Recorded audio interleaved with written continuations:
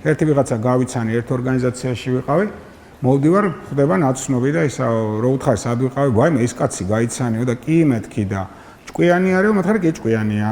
მე მეორე მკითხა იგივე, კი ჭკვიანია და მე თვითონ დავფიქრდი ეს ჭკვიანი საიდან ავიჩენე, ხო? ჩვენ ხო დასკვნას ვაკეთებ. ძალიან საინტერესო შედეგი მივიღე. მე ვლაპარაკობდი და ის ამბობდა მართალი ბრძანდებითო, მეტი ხმა არ ამოუღია კაც.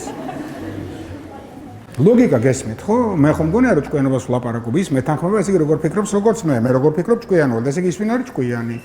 მე ეს გავავა ექსპერიმენტი ჩავატარე, ეს ხო შემთხვევით გამოვიდა, შედეგი იგივე მივიღე. ოღონდ ახლა თანხმობის ნიშანი ზუსტად უნდა იცოდეს, სად ჩასვა, უადგილო ადგილას არ უნდა ჩასვა ხა. გამარჯობათ მართალი ბრძანდებით, გამარჯობათ არ ღირს ეგეთი თქმა, ხო?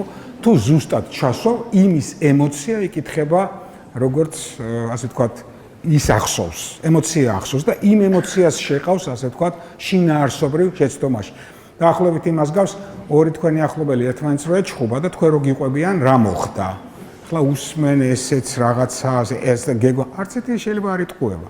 უბრალოდ იმას ესე აქვს წაკითხული სიტუაცია, ამას ესე აქვს.